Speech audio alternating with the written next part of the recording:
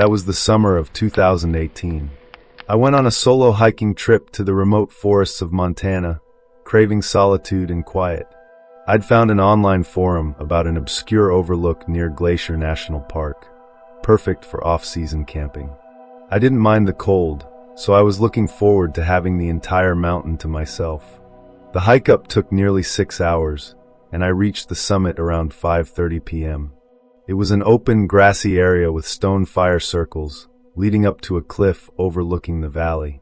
As expected, no one else was there. I quickly set up camp, made a simple dinner, then headed to the cliff edge to watch the sunset. The sheer drop was daunting, but the view was breathtaking. I sat there until darkness swallowed the last light. As I turned to walk back to my camp, I nearly jumped. A man stood in the bushes behind me, near the cliff edge, staring. The moment I saw him, he spun around and vanished into the darkness. I hadn't seen him arrive, and he had no backpack.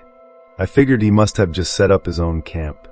But when I got back to my site, there was no sign of anyone else, and the direction he'd gone wasn't towards the campsite. It was unsettling, but I tried to shrug it off. I lit a campfire and settled into my chair. The plan was just to relax and enjoy the forest. Around 11 p.m., I heard footsteps in the woods ahead, distinct human steps, one after another, not far off. "Hello, is anyone out there?" I called. The steps hesitated, then continued, but there was no reply. I tried to convince myself it was just an animal, like a deer. If it were a person, they'd surely respond, and it made no sense for anyone to be out there walking around at this hour. Eventually, the footsteps faded. Another hour passed. The footsteps had unnerved me more than I admitted, because I was wide awake, long past midnight. Bored, I decided to walk back to the overlook, hoping to see the stars. I left the fire burning and headed for the cliff. The sky wasn't perfectly clear, but the moon cast an ethereal glow over the mountains and forest. A cool breeze swept across the valley. I stood there for only a minute before multiple sticks snapped violently behind me, and a bush rustled aggressively. I spun around. It was the same man from earlier, but this time, he didn't turn away. He emerged from the bush, walking quickly towards the overlook. I started asking what he was doing, but he just talked over me, a disturbing fake smile plastered on his face. He rambled nonsense, ignoring my questions, refusing to acknowledge anything I said. The way he approached was terrifying. I tried to move aside, but he quickly blocked me. In that intense moment, it clicked. I knew what was about to happen. He put his hands out and lunged, trying to shove me over the ledge. Thank God I was ready. I had a stable footing, and I was slightly bigger than him. I shoved him back hard and scrambled away from the cliff. As he stumbled, I tried to run back to camp, but he was fast. This time, there was no hiding his intent. His face was contorted with horrifying anger and pure rage. I can't imagine how lucky I was that he didn't have a weapon. He definitely wouldn't have hesitated. We grappled for about 30 seconds. He was skinny, like he hadn't eaten in days, but he was dead set on taking me down. But I kept getting the better of him. After a few more attempts, he was finally beaten enough to turn and run. I didn't chase him. Out here, it just wasn't worth the risk. I quickly packed everything, put on my headlamp, and left the campsite. I hiked for about 2 hours before my headlamp batteries died. I set up a makeshift camp in the woods and waited for sunrise, then finished the hike back. I filed a report and told many people about my encounter, but everyone had different theories about what that man was doing out there. All I know is that I could have lost my life that night had I been any less careful.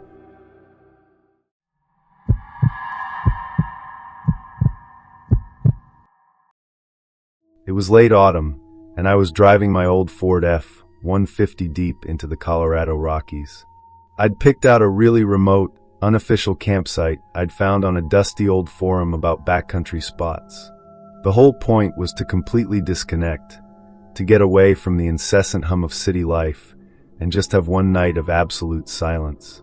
The forecast called for a cold front rolling in, so I'd packed all my heavy-duty winter camping gear. I arrived in the late afternoon. The sun was already starting to dip behind the jagged peaks, casting long, eerie shadows across the dense pine forest. I set up my two-person tent, overkill for just me, but it was cozy, and then worked on getting a small campfire going. The air was crisp, already biting, and the smell of pine needles and damp earth was everywhere. Dinner was just some dehydrated camping food, heated over the crackling fire. It felt perfect, exactly what I'd come for. As full darkness settled in, the temperature plummeted. I zipped myself into my sleeping bag, listened to the distant hoot of an owl, and drifted off pretty quickly. I must have been asleep for a few hours when something woke me up. It wasn't a sudden jolt, more like a slow, creeping awareness that something was off. My eyes fluttered open, and I lay there in the pitch black of the tent, straining my ears. At first, I heard nothing but the rhythmic thumping of my own heartbeat against the pillow. Then it came, a soft, almost imperceptible shuffling sound right outside my tent. It wasn't a squirrel or a deer or anything that sounded natural. It was a rhythmic, dragging sort of noise, like someone was slowly pulling a heavy sack across the ground, or maybe just scuffing their feet, barely lifting them. I held my breath, listening, but after a few agonizing seconds, it stopped. I tried to rationalize it away, telling myself it was just the wind rustling the fallen leaves, or some small nocturnal creature. I closed my eyes, trying to convince myself to go back to sleep. About an hour later, the shuffling started again. This time it was closer, much closer. I could distinctly feel the slight vibrations against the tent fabric, a faint, almost imperceptible tremor as whatever it was moved slowly around my small dome. My heart rate kicked up a notch, a cold sweat breaking out on my palms despite the chill. I reached for my headlamp, my fingers fumbling with the strap, but I hesitated to turn it on. What if I startled whatever was out there? What if turning it on just made it aware that I was awake and vulnerable? The shuffling continued, slowly encircling my tent, then stopped right at the entrance flap. There was a pause, a pregnant silence that stretched on for what felt like an eternity. Then a faint, almost inaudible hissing sound. It was like something was sniffing at the tent material, or perhaps breathing through clenched teeth. A shiver, colder than the mountain air, crawled up my spine. The hissing lasted only a few seconds, then I heard it, a tiny metallic click from the tent zipper, the kind of zipper pull makes when it's nudged. My entire body froze. My mind screamed, but no sound escaped my throat.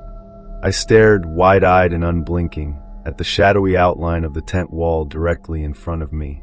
Through the thin nylon, I could just make out a vague, indistinct silhouette. It was slightly shorter than a human, but broad, and it seemed to shift slightly as if swaying. The moment it moved, I snapped. With a guttural cry that was half scream, half gasp, I flicked on my headlamp. The powerful beam cut through the absolute darkness, flooding the small area directly outside my tent. There was nothing there, just the illuminated pine needles on the ground, the rough bark of a nearby tree trunk, and the overwhelming, deafening silence. My breath hitched in my throat.